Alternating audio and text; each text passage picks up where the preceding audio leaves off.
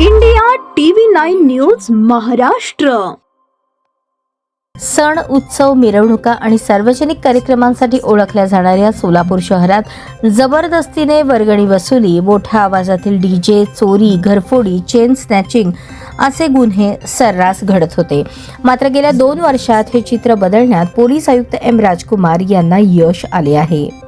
सकाळच्या पुढाकारातून स्थापन झालेल्या डीजे मुक्त सोलापूर कृती समितीला पोलीस आयुक्तांनी सकारात्मक प्रतिसाद देत शहरातून डीजे, लेझर लाईट हद्दपार करण्याचे लिखित आदेश काढले. धार्मिक स्थळांवरील भोंगेही शांततेत उतरवण्यात आले.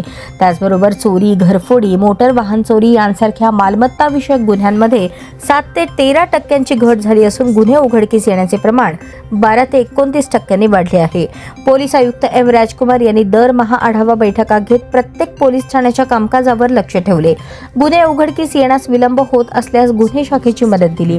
उत्कृष्ट कामगिरी करणाऱ्या अधिकारी अंमलदारांचे वेळोवेळी कौतुक करून त्यांचा आत्मविश्वास वाढवला. 5 फेब्रुवारी 2026 रोजी सोलापूर शहराचा पदभार स्वीकारून त्यांना 2 वर्षे पूर्ण होत असून पुढील सर्व जयंती, सणोत्सव डीजे मुक्त करण्यासाठी ठोस नियोजन करण्यात आल्याचे त्यांनी सांगितले. 2022 मध्ये 2709 सराईत गुन्हेगारांवर प्रतिबंधात्मक कारवाई झाली होती. 2023 मध्ये हा आकडा 3042 वर पोहोचला. पोलीस आयुक्त एम राजकुमार यांच्या कार्यकाळात ही कारवाई अधिक तीव्र झाली. 2024 मध्ये 3791, 2025 मध्ये 4766 जणांवर प्रतिबंधात्मक कारवाई झाली. याशिवाय 50 जणांवर MPDA अंतर्गत स्थानबद्धतेची कारवाई करण्यात आली. परिणामी शहरातील चोरी आणि घरफोडीच्या गुन्ह्यांमध्ये लक्षणीय घट झाली.